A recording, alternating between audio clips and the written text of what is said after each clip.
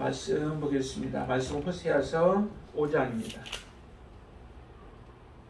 호세아서 5장 1절부터 마지막 15절 말씀까지 함께 하나님의 말씀을 받도록 하겠습니다. 같이 읽습니다.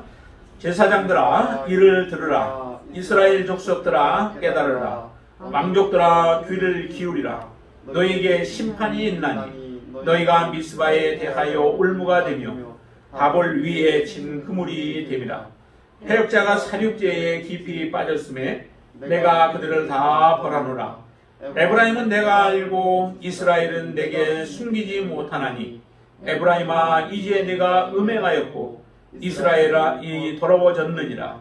그들의 행위가 그들로 자기 하나님에게 돌아가지 못하게 하나니 이는 음란한 마음이 그 속에 있어 여호와를 알지 못하는 까닭이라. 이스라엘의 교만이 그 얼굴에 드러났나니 그 죄악으로 말미암아 이스라엘과 에브라임이 넘어지고 유다도 그들과 함께 넘어지리라. 그들이 양떼와 소떼를 끌고 여호와를 찾으러 갈지라도 만나지 못할 것은 이미 그들에게서 떠나셨습니다. 그들이 여호와께 정주를 지키지 아니하고 사생아를 낳았으니 그러므로 새 달이 그들과 그 기업을 함께 삼키리로다. 너희가 기브아에서 꿀나팔을 불며 라마에서 나팔을 불며 베다엔에서 외치기를 베냐민아 내 뒤를 쫓는다 할지어다. 벌하는 날에 에브라임이 황폐할 것이라. 내가 이스라엘 지파 중에서 반드시 쓸 일을 보였노라. 유다 지도자들은 경계표를 옮기는 자 같으니 내가 나의 진노를 그들에게 물같이 부으리라. 에브라임은 사람의 명령 뒤따르기를 좋아하므로 학대를 받고 재판의 압제를 받는도다. 그러므로 내가 에브라임에게는 좀 같으며 유다 족속에게는 썩이는 것 같도다. 에브라임이 자기 병을 깨달으며 유다가 자기의 상처를 깨달았고 에브라임은 아수르로 가서 야렙 왕에게 사람을 보내었으나 그가 능히 너희를 고치지 못하겠고 너희 상처를 낫게 하지 못하리라.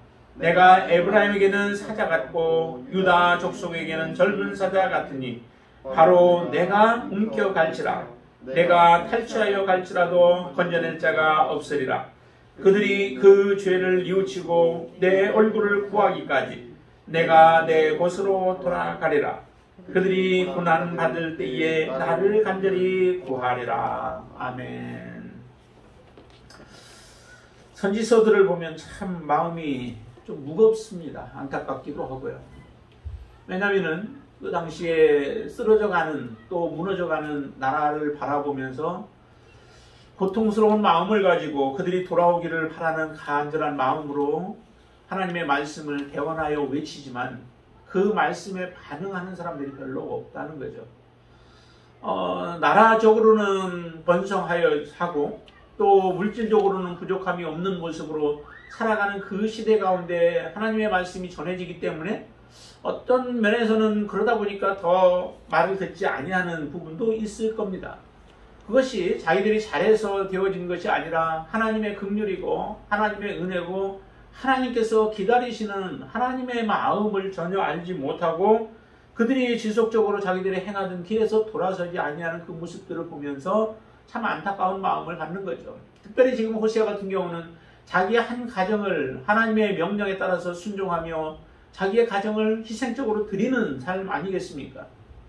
한평생 살아가면서 정말 행복하게 살고 싶은 사람들이 왜 없겠습니까? 모든 사람들이 다 그런 마음으로 살기를 원하죠.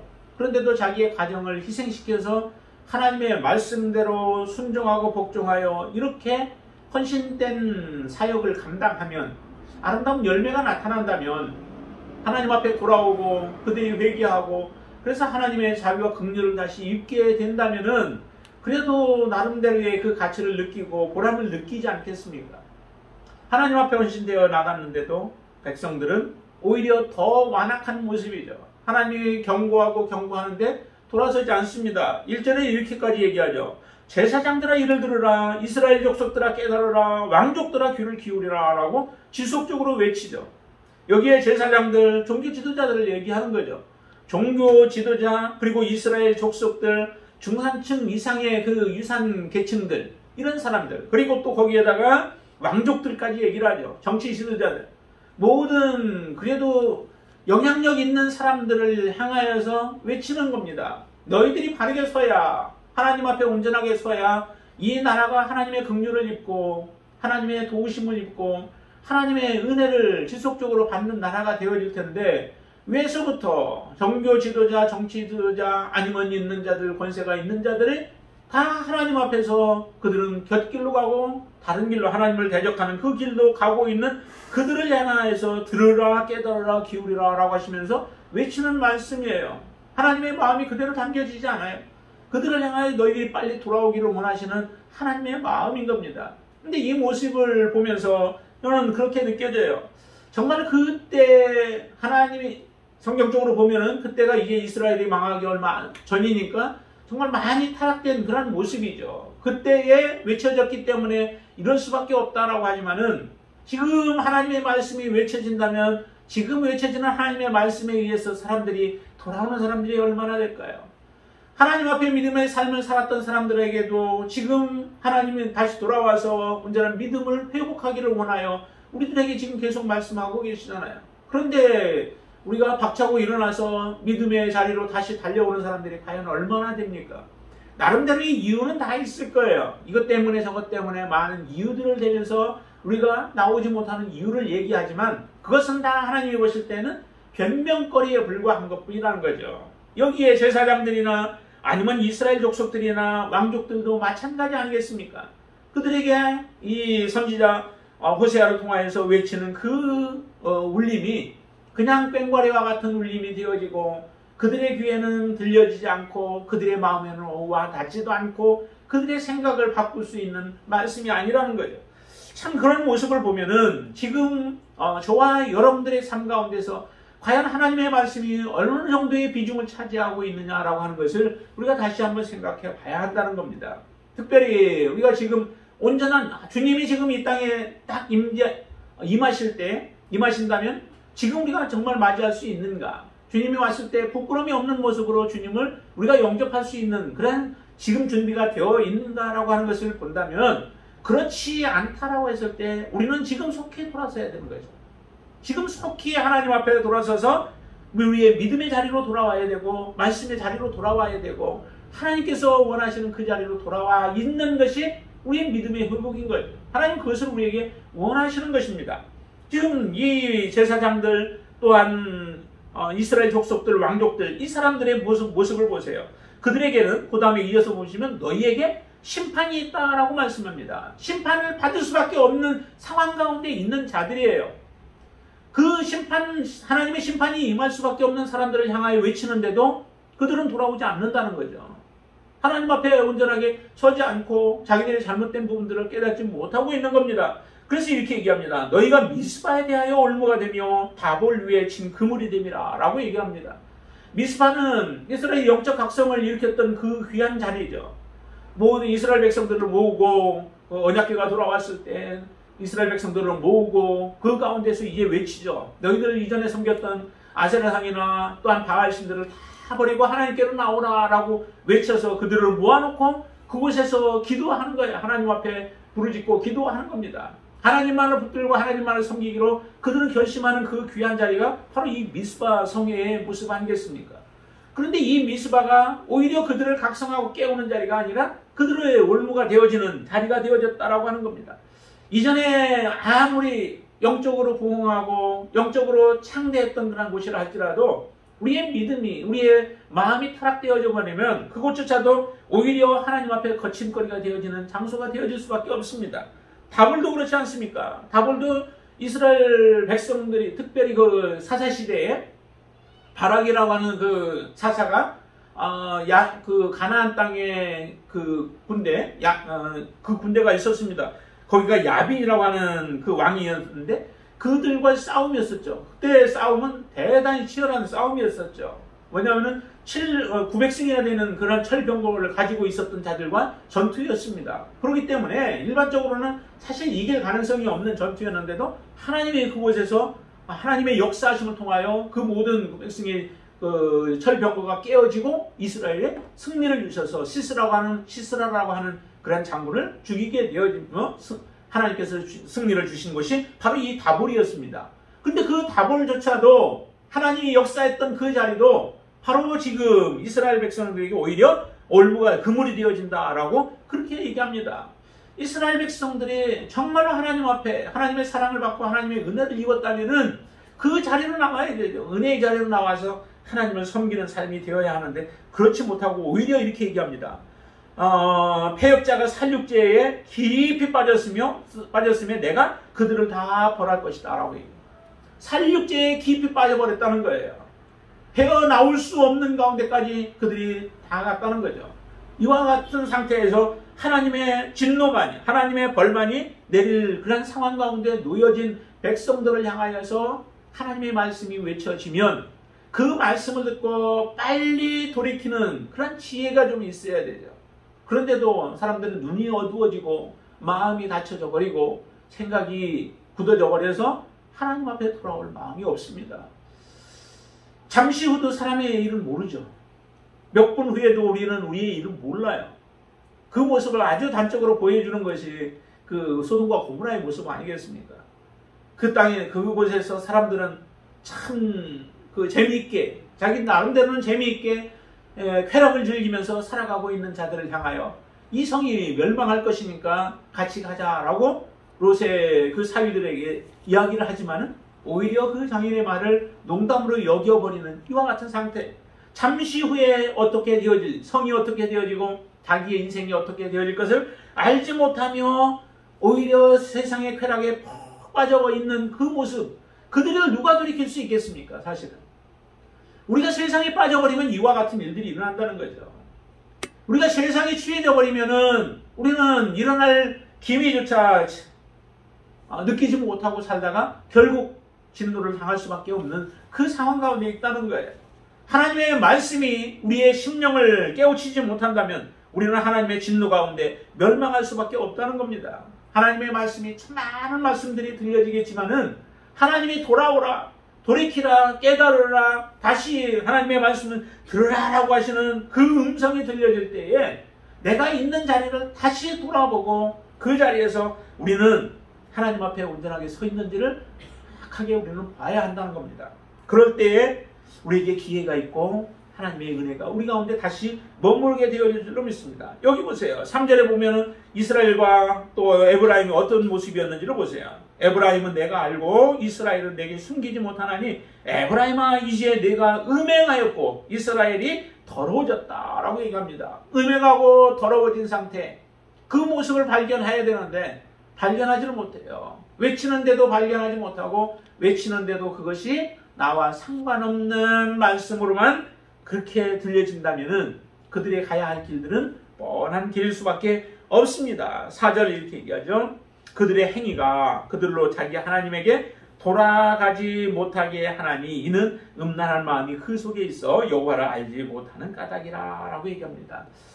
하나님께로 돌아가지 못하는 이유가 무엇일까요? 하나님께 돌아가지 못하는 이유가 우리의 행위, 몇 가지로 볼 수 있죠. 행위적인 부분에서 죄가 가득할 때 하나님 앞에 나가기 참 힘들죠. 죄를 지었을 때 죄를 즉시 깨닫고 하나님 앞에 돌아갈 수만 있다면은 그 사람은 참 하나님의 그 은혜 가운데서 떨어지지 않을 겁니다. 근데 대부분 죄를 짓게 되어지면 하나님과 점점 거리가 멀어져요. 그래서 요한일서 1장 9절 같은 데도 보면은 우리가 죄를 지었을 때 그 죄 때문에 자꾸 하나님과 거리가 멀어지면서 하나님을 찾지도 못하게 되죠. 혼자 괴로워하면서도 하나님 앞에 나아가야 할 것을 잃어버려요. 하나님을 찾지 못하게 만들죠. 사실은 사단이 그렇게 만드는 겁니다.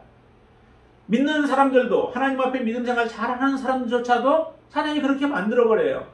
그래서 예수 그리스도의 보혈로 우리가 정결케 되어지고 거룩해 되어진 하나님의 자녀들, 의로운 자녀들조차도 우리의 이전의 죄들을 자꾸 끄집어내면서 우리를 죄인 취급하고 내가 하나님 앞에 죄인이기에 하나님이 우리를 받아주지 않을 거라고 하는 그런 참소를 하면서 하나님의 믿음의 자녀들조차도 이렇게 그들은 고소하면서 하나님 앞에 나아가지 못하게 만드는데 더더욱 얼마나 죄 가운데 빠져 살아가는 사람들의 삶은 더더욱 그렇겠습니까? 지금 여기도 그렇죠. 그들의 행위가 그들로 자기 하나님에게 돌아가지 못하게 한다라고 얘기를 하죠. 여러분들의 행위는 어떻습니까? 정말로 우리가 지금 살아가고 있는 삶의 모습 속에 우리가 행하는 모든 일들이 하나님이 기뻐하시는 일, 하나님이 보시기에 선한 일들을 행하고 우리가 살아간다면 하나님 앞에 더욱더 그렇다고 우리의 공로로 하나님 앞에 우리가 의로워지는 건 아니죠. 이미 하나님 우리를 의롭게 하신 그 의로움 속에서 하나님이 은혜를 주셔서 그렇게 살아가도록 힘을 주시기 때문에 우리가 자랑할 것은 없지만은 그러나 그런 가운데 있으면 우리는 담대해지죠. 예수 그리스도의 은혜로 보혈로 말미암아 담대해진 것 같이 하나님 앞에 우리는 서는 것을 부끄러워하지 않게 되어집니다. 그러기에 우리의 행위가 죄가 있는지 아니면은 음행 가운데 있는지 더러워졌는지를 우리는 다시 한번 보셔야만 한다는 겁니다. 그리고 또 하나는 뭐냐면은 거기 음란한 마음이 그 속에 있을 때 그렇게 되어진다는 거죠. 내 속에 음란한 마음이라고 하는 것은 하나의 영으로도 바꿀 수 있습니다. 그래서 음란한 영이 그 속에서 역사하고 있다면은 우리가 하나님 앞에 온전히 나아갈 수 없죠. 하나님 앞에 나아가는 것을 계속적으로 방해하기 때문에 그렇습니다. 내 속은 정말 하나님이 보시기에 정결한 모습인가, 깨끗한 모습인가, 거룩한 모습으로 우리가 살아가고 있는가를 우리는 보시면은 내가 하나님의 진정한 자녀로서 지금 믿음으로 살아가고 있는지 우리의 모습을 알 수 있게 되어집니다. 하나님 거룩하지 않은 곳에 하나님은 함께 하시지 않습니다. 우리의 마음은 성령의 전이라고 얘기를 했죠. 성령께서 거하시는 성령의 전이다. 성령의 전은 항상 거룩해야 되죠. 깨끗해야 되죠. 우리의 마음이 영적으로 더러워져 있으면 성령께서 거하실 수 없는 그런 상태가 되어지는 거죠.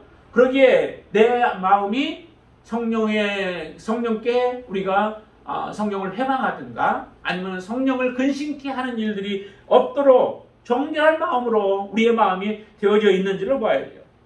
음란한 마음이 있을 때 우리는 하나님 앞에 나아가는데 거침돌이 되어져서 나아갈 수 없습니다. 또 하나 우리가 조심해야 할 것이 있는데 그것이 5절입니다. 5절 보시면은 이스라엘의 교만이 그 얼굴에 드러났다라고 얘기를 해요. 교만과 사실은 음란한 마음들 같은 것들이겠죠. 음란한 마음이 있는 자들이 그 안에서 역사하는 그 더러운 영에 의하여 우리의 마음이 교만해지기도 합니다. 그렇죠? 하나님이 없이도 나는 살아갈 수 있다라고 생각하는 마음들, 이게 교만한 마음 아니겠습니까? 그런 마음을 누가 주겠어요? 우리의 마음속에 이런 교만함이 있을 때에 우리는 하나님께로 결코 나아갈 수 없다라고 하는 겁니다. 교만은 우리가 벌써 버려야 돼요. 교만은 떨쳐버려야 합니다. 교만이 있을 때 우리 패망의 선봉이라고 얘기를 하죠. 교만은 패망의 선봉이라고. 그렇기 때문에 이스라엘 백성들이 교만한 이유가 사실은 없잖아요. 나라적으로 보세요. 지리적으로 본다면은 이스라엘 백성들이 그 얼마나 작아요. 이스라엘 전체가 우리나라 강원도 정도의 그 크기라고 얘기를 합니다. 그러면은 거기에다가 남북으로 갈라졌기 때문에 사실은 이스라엘만 따진다면 더 작은 나라가 되죠. 그 나라가 강성하면은 얼마나 강성하겠어요. 하나님의 도우심이 아니면은 하나님의 역사가 아니면은 그들이 아무리 힘이 있다 해도 주변에 그 강대한 나라들을 감당하기가 어렵죠. 지금도 사실은 이스라엘을 하나님의 도우심과 하나님의 크신 역사로 인하여 그 작은 나라가 주변에 적국으로 많이 둘러싸여져 있지만은 그 가운데도 지금 보존되어지고 있는 줄로 믿습니다. 그렇기 때문에 교만이라고 하는 것은 사실은 이스라엘 백성들에게서는 결코 있어서는 안 되는 일이죠. 잘 되어져도 그 모든 것이 하나님의 은혜요. 또 모든 것이 하나님의 손으로부터 온 것임을 고백하고 믿음으로 살아갈 사람들이 이스라엘 백성들이에요. 근데 조금 번성했다고 또 조금 강해졌다고 이렇게 교만을 떨고 있는 그들이 이 교만 때문에 결국 하나님 앞으로 나아갈 수 없게 되어지고 그 교만으로 인하여 결국에는 이렇게 얘기하죠. 그들은 넘어질 것이다. 그런데 이 북이스라엘만 그런 것이 아니라 남유다도 그와 같은 일들이 일어나게 된다는 거예요. 단지 시간적인 차이는 있습니다. 시간적인 차이는 있고 또 북왕국과 남왕국의 왕들을 보면은 그 가운데에서 좀 그 악한 왕과 또 선한 왕들이 남왕국에는 좀 더 있어서 한 130년 정도의 더 그 긴 시간들을 버티기는 하지만은 그 남왕국도 결국에는 무너진다는 거예요. 유다도 그들과 함께 넘어지리라라고 하는데 이런 것이 바로 그 교만 때문이라는 겁니다. 우리가 믿음 생활하면서 여러분들 안에는 그런 교만들이 때로는 있지 않습니까? 우리가 교만하지 않으면 항상 겸손한 가운데서 들을 마음의 준비가 되어 있죠. 근데 교만 때문에 사실은 우리가 듣지 못하는 거예요. 목회자들도 마찬가지죠. 그러니까 겸손하면 항상 모든 것을 통해서 우리가 배우게 되어지는데, 그러지 못하고 교만하다 보니까 배우지 못하고 우리의 모습 속에서 그 교만함이 드러나게 되어지는데, 하나님이 가장 싫어하시는 것이죠. 우리의 마음은 오직 하나님이 주장하시고 하나님이 다스리시는 그러한 마음이 되어질 수 있도록 항상 하나님께 맡기시는 여러분들이 되시기를 바랍니다.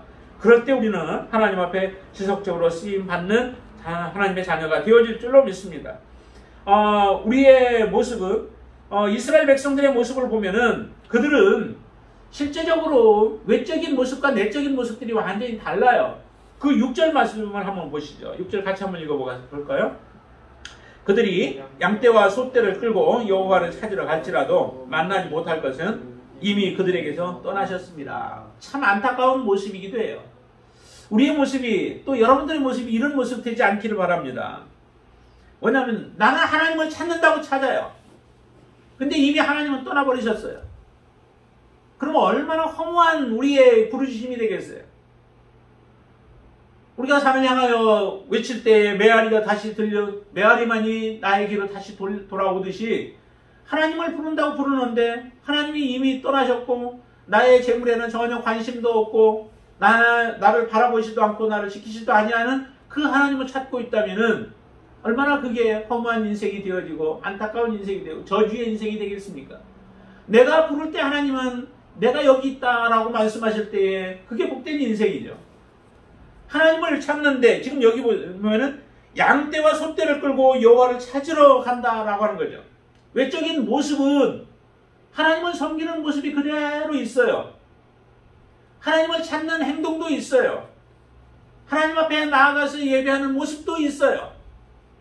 그런데 하나님과 그와의 관계는 끊어진 상태이고 연결되어지지 아니한 상태라면은 정말로 저주받은 인생 아니겠습니까? 이스라엘 백성들의 모습이 지금 그와 같은 모습이라는 거예요. 양떼를 가지고 소떼를 가지고 가면 하나님은 받아주시겠지. 사람은 그럴지 모릅니다. 사람은 물질에 눈이 어둡다 보니까 물질을 가져오면은 그 사람을 받아주고 그 사람을 품어주고 그 사람 편에 서 있는 것처럼 보여질지 모르나 하나님은 그렇게 속는 분이 아니시죠. 내 마음을 꿰뚫어 보시는 분이십니다. 여러분들의 마음이 어디에 있는지, 무엇에 관심이 있는지, 무엇을 지금 사랑하고 있는지도 아시는 분이 하나님이십니다. 그 하나님 앞에서는 우리가 숨길 수 있는 게 아무것도 없다는 거죠. 근데 그 하나님이 보실 때에 우리의 모습이 하나님을 섬기는 모습이 아니에요. 하나님을 진짜 찾지 않는다는 거죠.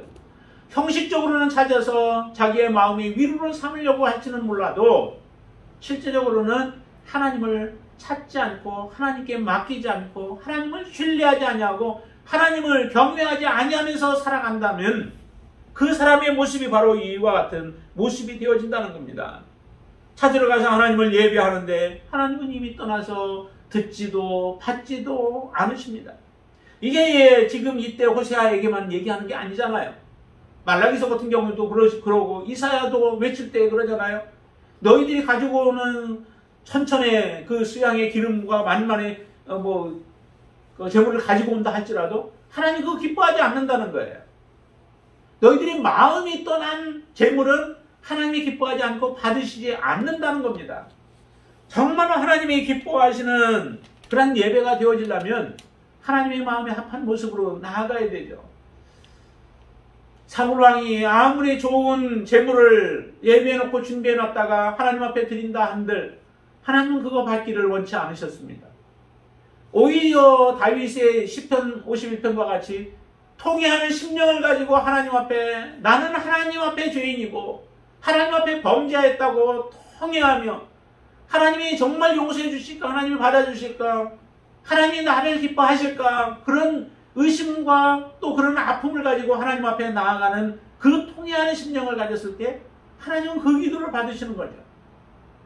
우리의 심령이 바로 그런 통회하는 심령이 되어질 때에 하나님이 받으시고 하나님이 기뻐하신다라고 하는 겁니다.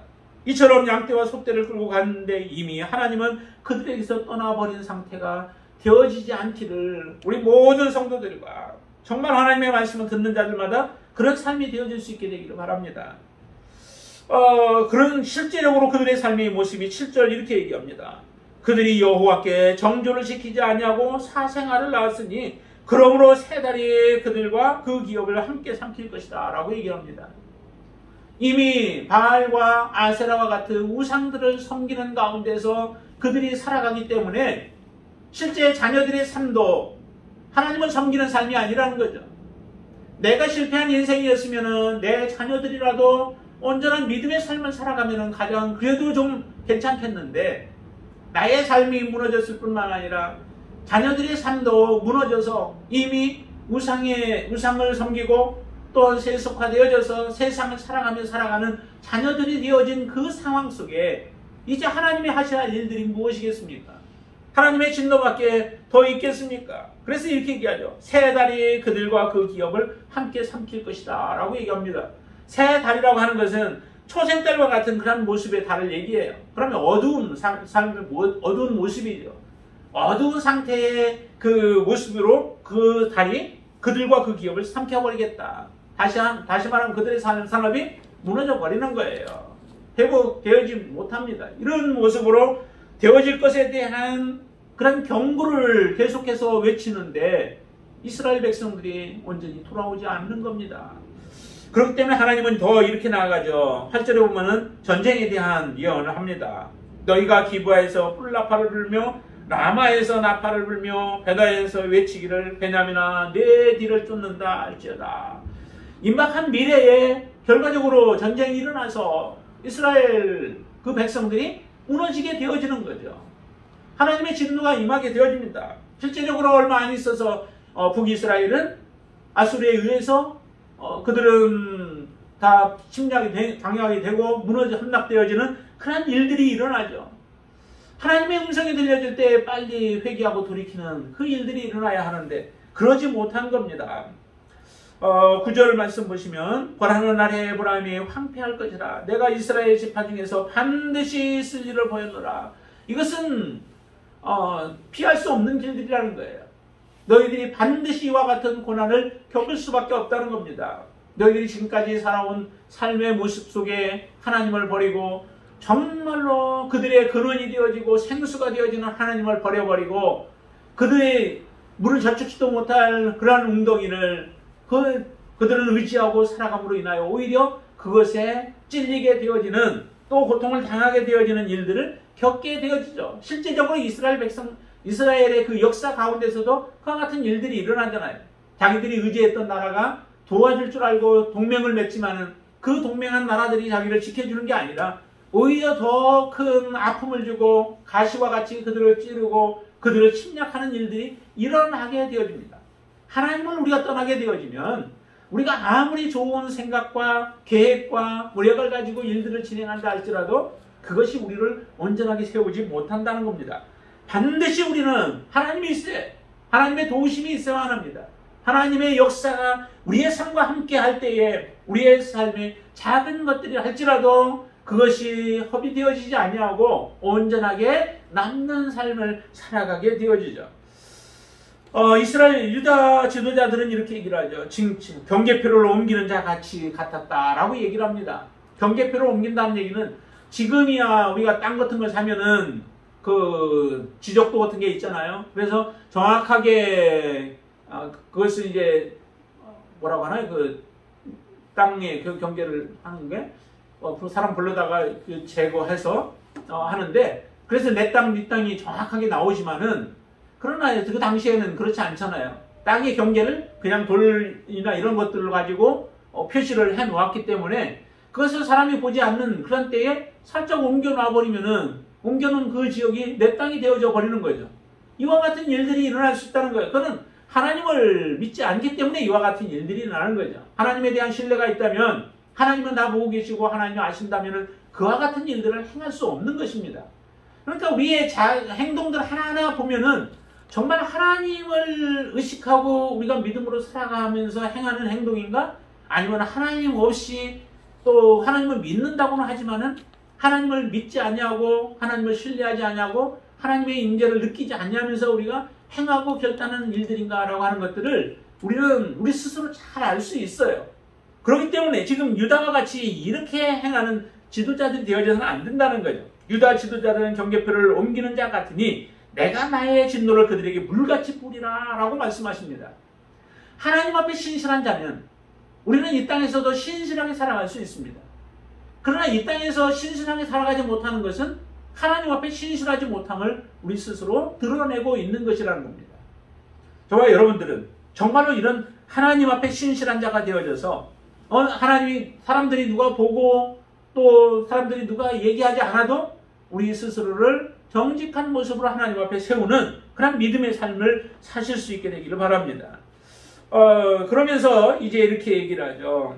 12절 한번 보실까요? 12절 보시면은 그러므로 내가 에브라임에게는 좀 같으며 유다 족속에게는 썩이는 것 같다. 좀을 먹는 거, 옷 같은 거 좀 먹으면은 잘 눈에 보이지도 않죠. 그런데 그냥 가만히 두면은 좀이 먹어가지고 나중에 입으려고 하면은 그때는 사가진 부분들을 보게 되어져서 못 입게 되어지는 그런 모습과 같이 또 유다에게도 썩이는 것과 같다라고 얘기를 하죠. 이 사람 점점 좀 먹어가는 거예요. 그리고 썩어져 들어가는 거예요. 자기 상태를 보고 이게 중요한 것이다라고 하는 것을 깨닫게 되어지면 우리가 그 상태에서 빨리 돌이키게 되어지는데 지금 그렇지도 못한 거예요. 너무 병들어 있어서 자기들의 병이 어떤지도 잘 깨닫지 못하는 그와 같은 상태가 되어진다면은 회복 불가능한 상태가 되어집니다. 유다와 바로 이스라엘의 모습들도 이와 같이 되어질 것이다 라고 얘기를 하는데 그래도 저 13절을 보시면 이렇게 얘기를 하죠. 13절 한번 같이 읽습니다. 에브라임이 자기의 병을 깨달으며 유다가 자기의 상처를 깨달았고 에브라임은 아수르로 가서 왕에게 사람을 보내었으나 그가 능히 너희를 고치지 못하겠고 너희 상처를 낫게 하지 못하리라. 참 다행히도 그래도 이스라엘이 에브라임이 자기의 병을 깨달으며 유다가 자기의 상처를 깨달았대요. 다행히도 깨닫긴 했는데 깨달았을 그때에 하나님께로 돌아갔더라면 얼마나 좋았을까요? 그런데 그 병을 치료하고 상처를 치료하기 위해서 누구에게로 가요? 하나님이 아닌 야렙 왕에게로 갔다라고 얘기를 합니다. 하나님께 나아가야 할 자들이 하나님이 아닌 다른 곳으로 가서 오히려 하나님의 더욱더 진노를 살 수밖에 없는 그 모습이죠. 병이 나면은 하나님 앞에 기도하고 그렇다고 해서 하나님이 정말 하나님께서 때로는 선지자들도 병이 나서 죽는 그런 경우들도 있죠.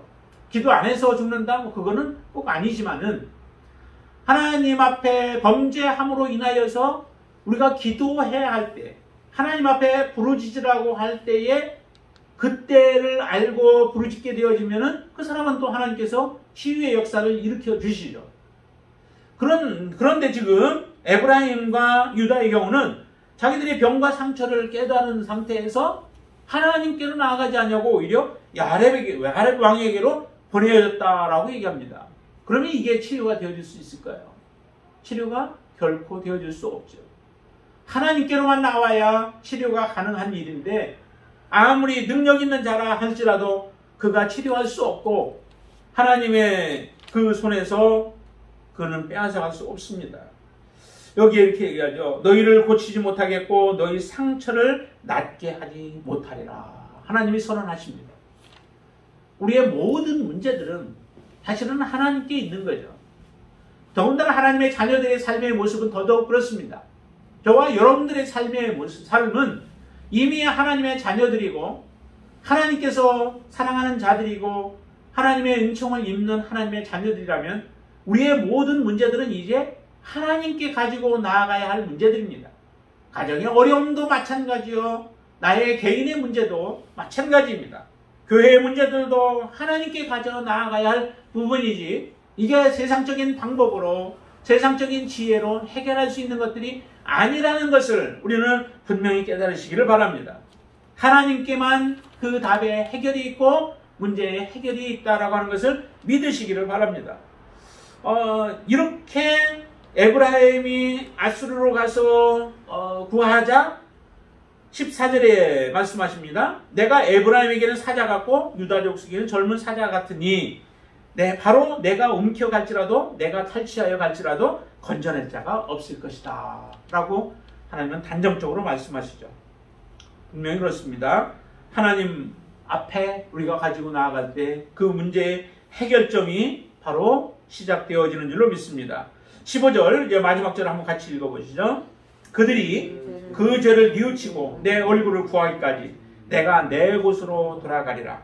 그들이 고난받을 때에 나를 간절히 구하리라 라고 말씀합니다. 아까 앞에서도 이미 그들에게서 떠나셨다라고 하나님 말씀하셨어요. 하나님이 떠나셨는데 여기에 보니까 내가 내 곳으로 돌아가리라 라고 말씀하세요. 떠나셔서 내 곳으로 돌아가는데 이 돌아가시는 이유가 너희들이 이제 다시는 보지 않을 거야 라고 하는 그 뜻이 아니죠. 참 여기에도 그래도 희망이 남겨 있습니다. 아직 남은 자들이 있기 때문에 하나님께서는 완전히 그들을 멀리하지 아니하시고 그들을 버리지 아니하시고 하나님은 자기 곳으로 가 계신다는 거죠. 다시 말하면 더 이상 지금 역사하지 않고 계세요. 하나님이 그들 가운데 간섭하지 않으세요. 그냥 그대로 내버려 두십니다. 그것으로 인하여서 이스라엘 백성들은 짓밟히기도 하고 반란을 당하기도 하고 고난 가운데 처해지기도 하고 많은 어려움들을 겪게 되어집니다. 상처와 투성이가 되어지고 질병에 걸려서 고통 가운데 있는 그런 이스라엘 백성들의 모습이 이 상황 속에서 이제 다시 돌이키는 그 회개의 역사가 일어나지 않는다면은 하나님은 그들 가운데에서 다시 그 하나님 발걸음을 옮기지 아니하실 겁니다. 이렇게 하나님이 내 곳으로 돌아가신 이유가 어디에 있을까요? 하나님이 내 곳으로 돌아가신 이유가 돌아오기를 원하시는 간절한 마음이 있는 거죠. 그들과 함께 있고 그들의 간구하는 소리들 자기 요구대로 간구하는 그 기도를 들어주시게 되어진다면 이스라엘 백성들은 다시 돌아오는 일들이 없을 겁니다. 죄의 길들을 지속적으로 걸어가면서 하나님은 외면하고 우상을 섬기면서 살아가는 인생이 되어질 거예요. 그렇기 때문에 하나님은 그들이 다시 깨닫고 돌아오기를 원하여 자기 곳으로 내가 내 곳으로 돌아가는 그러한 일들을 하나님이 결정하시고 응답하지 않으신다는 얘기죠. 이것을 우리는 깨달으셔야 된다는 거예요. 하나님이 계시지 않는 것 같고 하나님이 응답하지 않는 것 같고 할 때는 우리의 자신을 돌아보며 우리가 혹시라도 내가 하나님 앞에 잘못된 부분이 없는지를 우리가 보고 하나님을 찾으라는 겁니다. 그렇게 말씀하셨죠. 그들이 그 죄를 뉘우치고 내 얼굴을 구하기까지. 외형적인 모습, 외적인 모습이 아닙니다.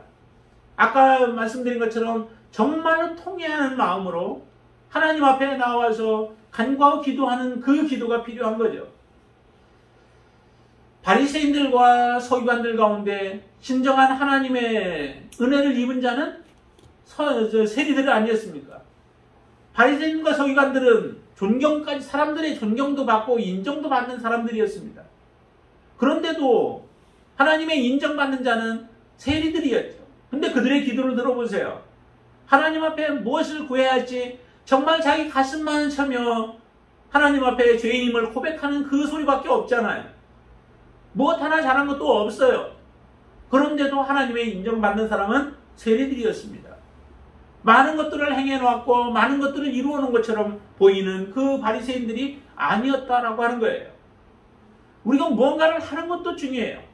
그렇지만 그 한 것으로 인하여서 내 마음이 교만해지고 오히려 하나님을 외면하고 하나님 앞에 우리가 자만하며 살아가게 되어진다면 그는 오히려 치료할 수 있는 방법이 없는 거죠. 그러나 하나님이 이처럼 우리에게 그래도 살아있는 동안에 기회를 줄 때에 그 기회를 붙잡고 뉘우치며 하나님의 얼굴을 진정으로 구하는 자가 되어졌을 때에 하나님은 내가 내 곳으로 돌아갔던 그 하나님이 다시 우리들에게 돌이키는 데에 어려움이 없을 겁니다. 이스라엘 백성들이 하나님을 떠나 우상을 섬겼을 때에 하나님은 그들에게서 나무를 잘라서 그 자리에 이방인들을 접목시켜버리고 했던 하나님이 그들이 회개하고 돌아오게 되어질 때에 원 감람나무에 다시 접붙임을 받는 그런 역사. 돌 감람나무도 접붙여서 그게 된다면 원 감람나무는 얼마나 더 잘 붙겠느냐라고 말씀하시듯이 하나님은 완전히 떠나신 것이 아니라 하나님은 잠시 떠나 계신 거죠. 그게 바로 우리에게는 은혜입니다. 하나님께서 잠시 우리를 떠나신 것이 어떻게 보면 은혜라고 하는 것을 알고 우리의 자리, 혹시라도 내가 주님을 지금 등지고 있는 자리가 있다면 그 자리에서 여러분들이 돌이킬 수 있게 되어지길 바랍니다. 하나님의 은혜를 사모하고 하나님의 자비와 긍휼을 사모하고 주께로 주님의 얼굴을 구하며 주님께로 나오는 역사가 일어나게 되길 바랍니다. 하나님이 말씀하시는 1절의 말씀처럼 하나님의 말씀을 듣고 하나님의 말씀을 깨닫고 하나님의 말씀에 귀를 기울이는 그런 지혜가 있으시게 되길 바랍니다. 그래서 속히 하나님으로부터 우리가 회복되어져서 우리의 믿음이 하나님 앞에 바르게 설 수 있는 그런 기회가 되어져 하나님의 영광을 드러내는 저와 여러분들이 되어줄 수 있기를 주님의 이름으로 축원을 드립니다. 기도하겠습니다. 할렐루야. 주님을 찬양합니다.